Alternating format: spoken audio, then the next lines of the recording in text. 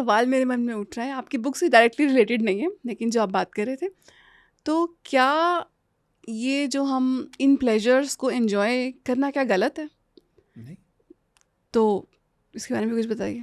भाई, देखिए प्लेजर का तो प्लेजर शब्द अपने आप में बड़ा सब्जेक्टिव है। आपका और मेरा प्लेजर का डेफिनेशन बहुत अलग अलग हो हुँ। सकता है ना। I don't smoke, but there 100 lakhs and crores of people जिनके लिए स्मोकिंग इज अ प्लेजर, नहीं, और हम मेरे लिए वो नॉर्मल प्लेजर प्लेजर्स नहीं। की बात करते ये हैं, नहीं, एडिक्शंस की बात नहीं नहीं करते नहीं, हैं। मैं भी नॉर्मल प्लेजर की बात कर रहा हुँ, हूँ। कोई भी प्लेजर ही बाद में एडिक्शन बनता है, पहले वो प्लेजर ही होता है।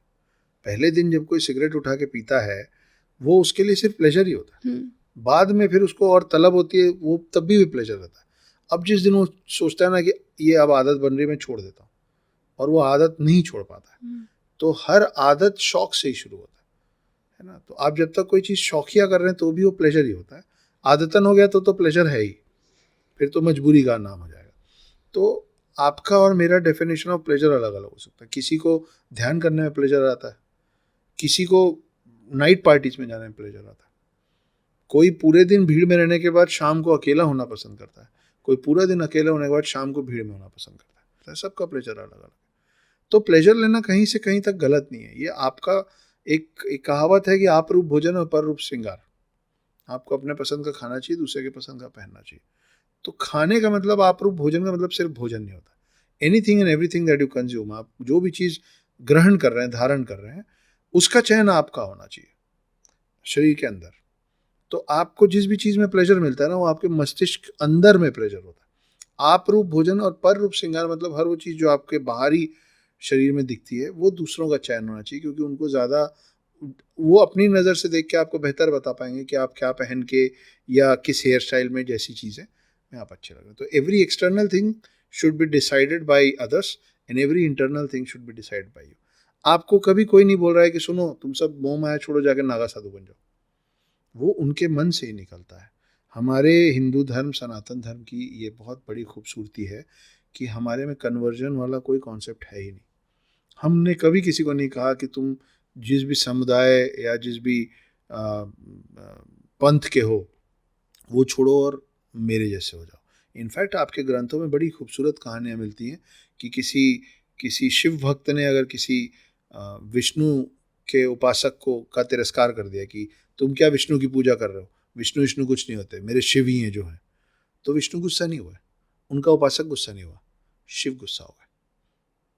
जबकि वो शिव के साइड से बात कर रहा है, वो विष्णु को नीचे दिखा रहा है, गुस्सा हुआ शिव। इसका उल्टा भी है कि किसी ने शिव की के बारे में बोला और विष्णु ने श्राप दे दिया, है ना। तो इसमें काकभूषणी सबसे बड़ा एग्जाम्पल है हमारी कहानियों में कि जब उन्होंने शिव का साथ देने के लिए विष्णु जी की बात की तो शिव ने श्राप दे दिया। बाद में उस श्राप से उनको मुक्ति इस बात से मिली कि विष्णु के अवतार राम जब आएंगे, तुम जब उनको देखोगे तब तुमको मेरे इस श्राप से मुक्ति मिलेगी।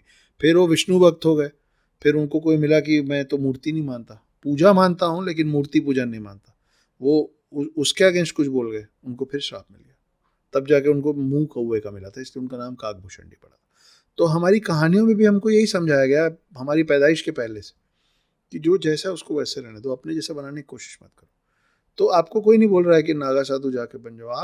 आपको जिसमें एक ही संसार है और आपको एक ही शरीर मिला है, आपको निर्णय करना है कि उस शरीर को आपको कैसे, उस शरीर के साथ वो वक्त बिताना है। तो जो लोग नागा साधु या अघोरी बनते हैं या जो लोग संन्यास ले लेते हैं, वो किसी के बोलने पे नहीं होते हैं, कोई कन्वर्ट नहीं करता, अपनी कॉलिंग अपने होती मन है, से आते हैं। अपनी कॉलिंग होती है ऑफ कोर्स। तो इसीलिए आप उनको उसी में प्लेजर मिल रहा है, वो प्लेजर छोड़ नहीं रहे। हुँ। वो उनका प्लेजर का डेफिनेशन है, आपका नहीं, प्लेजर का डेफिनेशन ही ये है। तो अक्षय जी, ये तो छोड़ने, सब कुछ छोड़ने छाड़ने वाली बात हो गई हम्म। ना।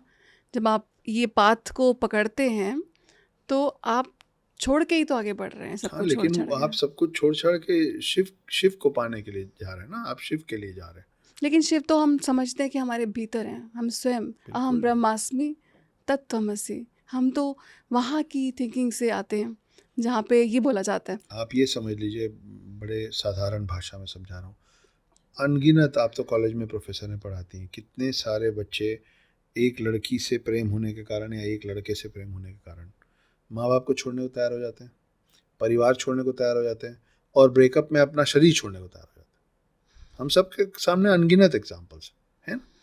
वो उस एक इंसान के प्यार में, उसके साथ होने के प्लेजर में बाकी सब छोड़ने को तैयार है। बस यहाँ पे इसी फॉर्मूला को वहाँ अप्लाई कर दीजिए। जी, हालाँकि मेरा आपसे वैचारिक मतभेद है इस पर बट ये दैट्स अगली फाइन, दैट्स खूबसूरती है फाइन, या यहाँ कि हम शास्त्रार्थ करके एक दूसरे को गलत साबित कर सकते हैं, जी। उसके बाद भी हम में मतभेद होगा, मनभेद नहीं होगा।